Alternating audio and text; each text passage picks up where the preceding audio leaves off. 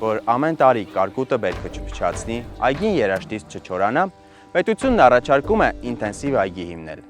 Ով ցանկություն ունի ինտենսիվ այգեգործությամբ զբաղվելու, կարող է դիմել կառավարության ծրագրով սահմանված է տարեկան 1000 հեկտար, բայց օրինակ, եթե տնտեսավարողները առավել շատ են դիմում, կառավարությունը չի ասում, օրինակ, այսքանից ավելի չենք սուբսիդավորում։ Թվում է, թե գյուղացիները պետք է հերթ կանգնեին ծրագրի շահառու դառնալու համար, սակայն ցանկություններն ու հնարավորությունները միշտ չէ, որ համընկնում են։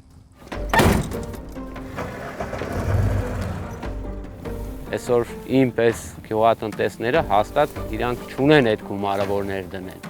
Ես ուրիշ եկամուտ չունեմ։ Խոսքին էս է իմ եկամուտս, ես ուրդից պետք է տանեմ այդ գումարը փակեմ։ Հետո ինչի այս թողարկմանը անդրադարձել ենք գյուղատնտեսական ծրագրերին եւ դրանց հասանելիությանը։ Ամբողջական տեսանյութը կարող եք դիտել Հետք-մեդիա-գործարանի YouTube-յան ալիքում։